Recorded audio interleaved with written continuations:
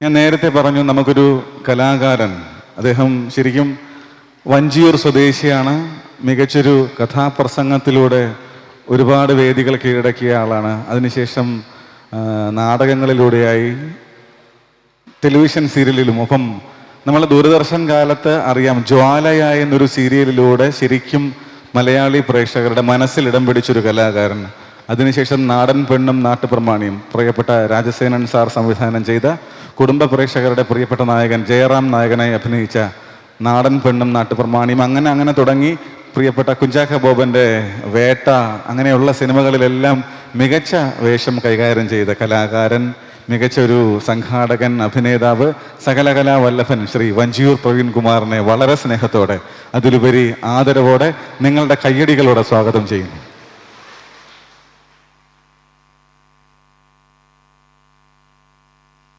എല്ലാവർക്കും നമസ്കാരം. ബഹുമാന്യനായ അധ്യക്ഷൻ ശ്രീ ജോസ് ഫ്രാങ്ക്ലിൻ, ഈ മഹാസമ്മേളനം ഭദ്രദീപം കൊളുത്തി ഉദ്ഘാടനം നിർവഹിച്ച മലയാളത്തിൻ്റെ ഇഷ്ടഗായിക ശ്രീമതി ലതിക, പ്രശസ്ത ഗായകൻ Shri Jose Sagar, circle inspector of police Shri Praveen അവർകൾ, ഗായത്രി, വേദിയിലുള്ള മറ്റ് പ്രമുഖരായ വ്യക്തികളെ, സുഹൃത്തുക്കളെ, ഒരു വലിയ നല്ല ചടങ്ങിന് സാക്ഷ്യം വഹിക്കുകയാണ് നമ്മളൊക്കെ. 10 വർഷം പൂർത്തിയാക്കുന്ന Noel dance music and dance അക്കാഡമിയുടെ പിറന്നാൾ ആഘോഷ പരിപാടികളാണ് ഇവിടെ നടന്നുകൊണ്ടിരിക്കുന്നത്. ഈ പരിപാടി ഉദ്ഘാടനം ചെയ്തത് ഇതിൻ്റെ സാരഥികളിൽ ഒരാളായ ശ്രീ അജീഷിൻ്റെ ഗുരുനാഥൻ കൂടിയായ ശ്രീമതി ലതിക ടീച്ചറാണ്. അദ്ദേഹം സൂചിപ്പിച്ചു, ഇവിടെ സ്വാഗതം പറഞ്ഞപ്പോൾ, തീർച്ചയായും അദ്ദേഹത്തെ പാട്ട് പാടാൻ അല്ലെങ്കിൽ പഠിപ്പിച്ച ലതിക ടീച്ചർ ഈ 10ാമത് വർഷം ഈ സമ്മേളനം ഉദ്ഘാടനം ചെയ്യണമെന്നുള്ളത് അദ്ദേഹത്തിൻ്റെ ഒരു തീരുമാനമായിരുന്നു. ഒരു സ്ഥാപനം 10 വർഷം നടത്തിക്കൊണ്ടു പോകുക എന്ന് പറയുന്നാൽ അത് ഏറ്റവും വലിയ ബുദ്ധിമുട്ടാണ്. ഏതാണ്ട് എൻ്റെ ഊഹം ശരിയാണെങ്കിൽ ഏതാണ്ട് 450ഓളം കുട്ടികൾ ഈ സ്ഥാപനത്തിൽ പഠിക്കുന്നുണ്ട് എന്നാണ്. കലാരംഗത്തെ വിവിധ ശാഖകളിലെ പ്രവർത്തനങ്ങൾ ഇവിടെ നടത്തുന്നു. അപ്പോൾ എല്ലാവരും, ഇത്രയും 450ഓളം കുട്ടികൾ ഇവിടെ പഠിക്കുക എന്ന് പറയുന്നത് ഒരു വലിയ കാര്യമാണ്. സാധാരണ മ്യൂസിക് കോളേജുകളും ഇതുപോലുള്ള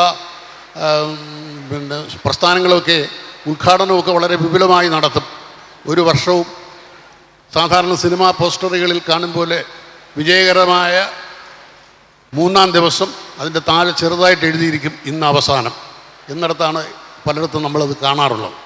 പക്ഷേ ഇവിടെ 10 വർഷം ഇത്രയും ഗംഭീരമായി ഈ സ്ഥാപനം നടത്തിക്കൊണ്ടു പോവുക എന്ന് പറയുന്ന ശ്രമകരമായ അവരുടെ ജോലി വളരെ വലുതാണ്. ഇത് നിസ്സാരമായ ഒരു കാര്യമൊന്നുമല്ല.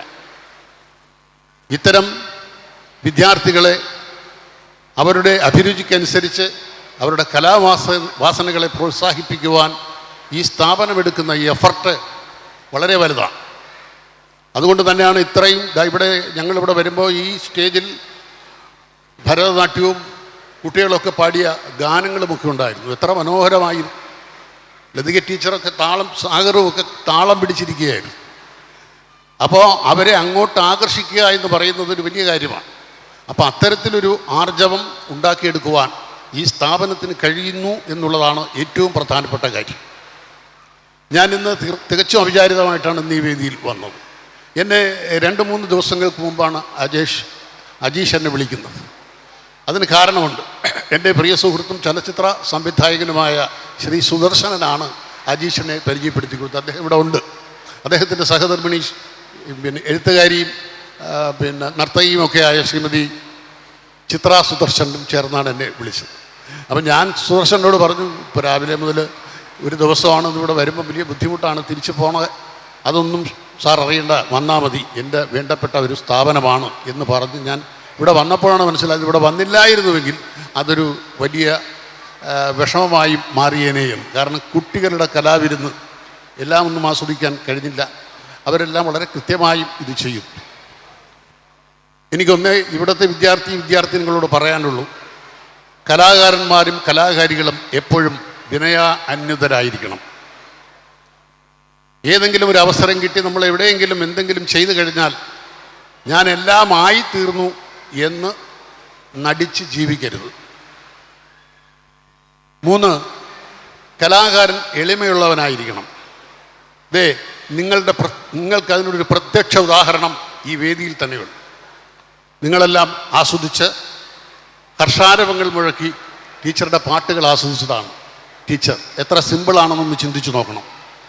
മലയാളത്തിലെ എത്രയോ നല്ല നല്ല ഗാനങ്ങൾ ആ കണ്ഠത്തിലൂടെ പുറത്തു വന്നതാണ്, നമ്മളെല്ലാം കേട്ടുകൊണ്ടിരിക്കുന്നതാണ്. എത്ര സിമ്പിളാണ്. എപ്പോഴും സുസ്മേരവദനയായി ചിരിച്ച മുഖത്തോടെ എന്തു പറയുമ്പോഴും സ്നേഹം വഴിഞ്ഞൊഴുകുന്ന സംസാരത്തിലൂടെ നമ്മളെയൊക്കെ ആകർഷിക്കുന്ന ഒരു വലിയ കലാകാരിയാണ് ഇന്ന് ഈ സ്ഥാപനത്തിൻ്റെ വാർഷികാഘോഷം ഉദ്ഘാടനം ചെയ്തു. കണ്ടുപഠിക്കാൻ ഒരുപാട്. വിദ്യ അഭ്യസിക്കുമ്പോൾ റൈറ്റായിട്ടുള്ള ഗുരുനാഥന്മാരെ പഠിക്കണം. അവരുടെ കീഴിൽ വേണം ഇത് അഭ്യസിക്കാൻ. വാലും തുമ്പും പഠിച്ചു വച്ചിട്ട് ഞാനെല്ലാമാണ്, എനിക്കെല്ലാം തികഞ്ഞു, ഇനിയും 10 പേരെ പഠിപ്പിച്ചു കൊടുക്കാനുള്ള ആർജവം എനിക്കുണ്ട് എന്ന് പറഞ്ഞ് നടക്കുന്ന കുറേ ആളുകൾ. അത്തരം കള്ളനാണയങ്ങൾ തിരിച്ചറിയുക. ഇതുപോലുള്ള ഉത്തരവാദിത്തപ്പെട്ട സ്ഥാപനങ്ങളിൽ നമ്മൾ അഭ്യസിച്ചാൽ അതിൻ്റെ ഗുണമുണ്ടാവും. ഇവിടെ ഇതിന് നേതൃത്വം നൽകുന്നവരെല്ലാം ഈ 2 പേർ, അവർ ഭാര്യ ഭർത്താക്കന്മാർ, വളരെ വളരെ ആത്മാർത്ഥതയോടുകൂടിയാണ് ഇതിൽ പ്രവർത്തിക്കുന്നതെന്ന് ഞാൻ മനസ്സിലാക്കുന്നു. അതുകൊണ്ടാണ് ഇത്രയും ചിട്ടയായും ഭംഗിയായി ഈ വാർഷികാഘോഷ പരിപാടികൾ അവർ സംഘടിപ്പിച്ചിരിക്കുന്നത്. അധികമൊന്നും പറയാൻ ഞാൻ ആഗ്രഹിക്കുന്നില്ല. ഇവിടെ കൂടിയിരിക്കുന്ന എല്ലാ കലാകാരന്മാരെയും കലാകാരികളെയും രക്ഷിതാക്കളെയും ഹൃദയപൂർവ്വം ആത്മാർത്ഥമായി അഭിനന്ദിക്കുന്നു. വളർന്നു വരുന്ന ഈ കലാപ്രതിഭകൾ ഈ നാടിൻ്റെ, നമ്മുടെ ഭാവിയുടെ വാഗ്ദാനങ്ങളായി കലാരംഗത്തെ പ്രതിഭകളായി മാറണം. അതിന് സർവേശ്വരൻ നിങ്ങളെയൊക്കെ അനുഗ്രഹിക്കട്ടെ എന്ന് മാത്രം പ്രാർത്ഥിച്ചുകൊണ്ട് എല്ലാവർക്കും എല്ലാ നല്ലതും ആശംസിച്ചുകൊണ്ട് നിർത്തട്ടെ. നന്ദി, നമസ്കാരം. വളരെ നന്ദി ശ്രീ വഞ്ചിയൂർ പ്രവീൺകുമാർ സാർ.